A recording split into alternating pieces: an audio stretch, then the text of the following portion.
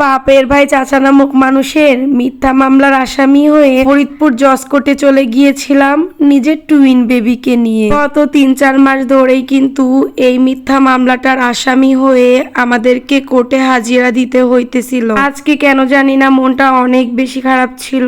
এতগুলো বাচ্চা নিয়ে কোর্টে যাওয়া অনেকটাই হ্যালো এভরিওয়ান, আসসালামু আলাইকুম। আশা রাখছি সবাই অনেক বেশি ভালো আছেন। আমার ভালোবাসার আপু এবং ভাইয়ারা, গত 3-4 দিন আগে একটা ভিডিওতে আমি আপনাদের সঙ্গে শেয়ার করেছিলাম ইমার্জেন্সি একটা কাজে আমাকে ময়মনসিংহ থেকে ফরিদপুরে আসতে হয়েছে। আর ময়মনসিংহ থেকে ফরিদপুরে আসা কিন্তু অনেকটাই লং জার্নি, আমাকে কিন্তু অনেকটাই কষ্ট করতে হয় ছোট একটা বাচ্চা নিয়ে। যেহেতু আপনাদের ভাইয়া সবসময় ছুটি পায় না এবং আমার সঙ্গে আসতেও পারে না, সেহেতু আমাকে কিন্তু আমার মেয়েকে নিয়ে একা একাই বাসায় আসতে হয়। তো মেনলি আপনাদের সঙ্গে আমি আজকে কিছু কথা শেয়ার করব। সেটা হচ্ছে আমার কাকার করা একটা মিথ্যা মামলার কারণে কিন্তু আমাদেরকে এতটা কষ্ট করতে হয়েছে। আজকে আমরা 3টা ছোট ছোট বাচ্চা নিয়ে কোর্টে গিয়েছিলাম। আমি এর আগেও একদিন কোর্টে গিয়েছিলাম, যদিও আমি তখন ময়মনসিংহে ছিলাম। আমার আম্মু আমাকে ফোন দিয়ে বললো বাসায় আসতে, মানে ওই মাসের 20 তারিখে না 21 তারিখে জানি কোর্ট ছিল। তো আমি আবার বাসায় আসতে চাইতেছিলাম না একদমই, বলছিলাম যে যা হওয়ার হবে, আমি যাব না বাসায়। তারপরে আমার আম্মু আমাকে অনেক জোর করলো, আপনাদের ভাইয়া আমাকে নিয়ে বাসায় এসে রেখে গিয়েছিল। তারপরে আমি কোর্টে গিয়েছিলাম। ওইবার এত বেশি প্যারা হয়েছিল, 3-3টা বাচ্চা নিয়ে কোর্টে গিয়ে, মানে এতটা ভোগান্তি হবে আমি জাস্ট কল্পনাও করতে পারি না। তারপরে কোর্টে তো কোনো কিছু হইলই না। কোর্ট থেকে জজ বলল নিজেদের ঝামেলা নিজেদের মধ্যে মীমাংসা করে নেন, বাট এইটা তো আসলে নিজেদের ঝামেলা আর নেই। এটা যেহেতু কোর্ট কাছারি পর্যন্ত হয়ে গেছে, তাহলে তো ঝামেলাটা অনেক বড়ই, তাই না? এই তো আজকে সকাল সকাল ঘুম থেকে উঠে একদম আম্মু সব কাজ করে ফেলেছিল। যেহেতু আমি বাবার বাড়িতে আছি, আমার তো এখানে কোনো কাজ করা লাগতেছে না। আমি একটু বেশ বেলা করেই ঘুম থেকে উঠেছিলাম। তারপরে আমার বাবু আর আমি ফ্রেশ হয়ে বেরিয়ে গিয়েছিলাম। আমাদের জন্য গাড়ি রিজার্ভ করা ছিল, আমরা কিন্তু রিজার্ভ করা গাড়িতেই যাব। এই মামলাটা নাকি গত মাসে মীমাংসা হয়ে গিয়েছিল, বাট ভুলবশত আমার ভাইয়ের ছেলের এক্সাম ছিল, যার কারণে আমার ভাইয়ের ছেলে যেতে পেরেছিল না কোর্টে। তো ওইখানে নাকি কোর্টে গিয়ে আমার ভাই বলেছিল যে আমার ছেলেটার আজকে পরীক্ষা, সে পরীক্ষা দিতে গেছে।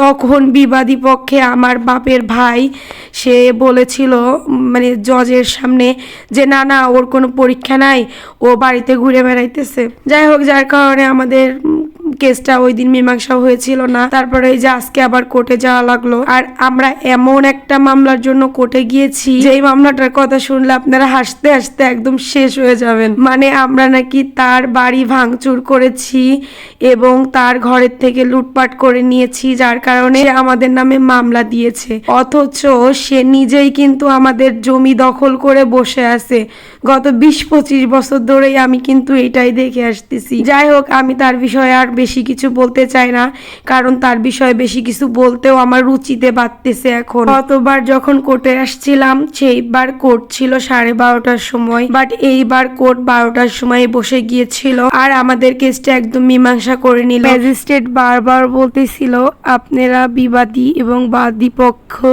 একে অপরের কি হন। যখন তারা শুনলো যে ভাই ভাই, তারা তো একদম হতদম্ব হয়ে গিয়েছিল। জানেন আপু এবং ভাইয়ারা, আজকের কোর্টের জজ ছিল একজন মেয়ে। ম্যামটা বারবার আমাদের দিকে তাকাইতেছিল, দেখতেছিল এতগুলো বাচ্চা নিয়ে কি ভোগান্তি হইতেছে এদের। যাই হোক, ভোগান্তি কোনো কিছু না, টাকা পয়সাও কোনো কিছু না। আসলে মানুষ মরলে জায়গা ওই কিন্তু 3.5 হাতি পাবে, তাই না? এই জায়গা জমি নিয়ে নিজেদের ভাই বোনদের মধ্যে এত মামলা মোকদ্দমা করে লাভ কি বলেন? তারপরেও আমার বাবার মনে জাস্ট একটাই কষ্ট, আমার বউয়ের নামে মামলা দিছে ঠিক আছে, কিন্তু আমার মেয়ের নামে অকারণে মামলা দিয়ে তাকে এইভাবে ভোগান্তি করার কোনো প্রশ্নই ওঠে না। আর আমার যাদের প্রতি অনেক অনেক ভালোবাসা ছিল, তাদের প্রতি এখন ঘৃণা ছাড়া আর কোনো কিছুই নেই। বলে রক্তের সম্পর্কের ঊর্ধ্বে নাকি কোনো কিছুই নেই। তবে আমি এই কথাগুলোকে এখন মিথ্যা মনে করি। এই যে দেখলেন, আজকে আমি 3টা বাচ্চা নিয়ে কোর্টে গিয়েছি।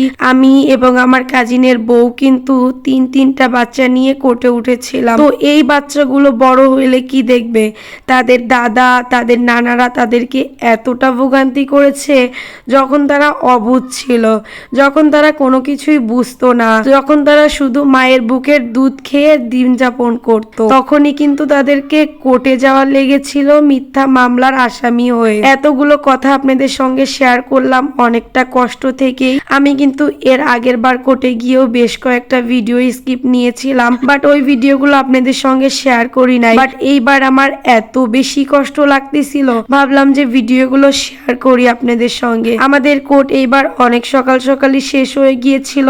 আর হ্যাঁ, আপনাদের সঙ্গে আর একটা বিষয়ও শেয়ার করি। আমার দুইটা ফুপ্পি, মানে আমার বড় ফুপ্পি আর মেজো ফুপ্পি নিঃস্বার্থে কোনো অর্থ ছাড়াই কিন্তু তাদের জায়গা জমি আমাদের নামে লিখে দিছে, মানে আমার বাবা আর আমার নোয়া চাচার নামে লিখে দিছে। এর কারণে তাদেরকে কিন্তু অনেক ঝড়ঝাপটায় পার হতে হয়েছে, তারপরেও তারা তাদের উদ্দেশ্যে অটল ছিল। আচ্ছা বোনেরা ভাইদেরকে কতটা ভালোবাসলে 10 লক্ষ টাকার অফার পাওয়ার পরেও ভালোবাসার জায়গা থেকে তারা তাদের নিজের ভাগের জমি তাদের ভাইয়ের নামে লিখে দেয়, এই মানুষটাই হচ্ছে আমার আব্বু, যে সারাটা জীবন ভরে নিজের ভাই ভাস্তে ভাস্তিদেরকে মন থেকে ভালোবেসে গেছে। কিন্তু আমি আর আমার ছোট ভাই কখনোই আমার চাচাদের কাছ থেকে এমন ভালোবাসা পাইনি। সর্বশেষ একটা কথাই বলি, মায়েরও খাইলাম, হসপিটালেও গেলাম, আর মিথ্যা মামলার আসামিও হইলাম।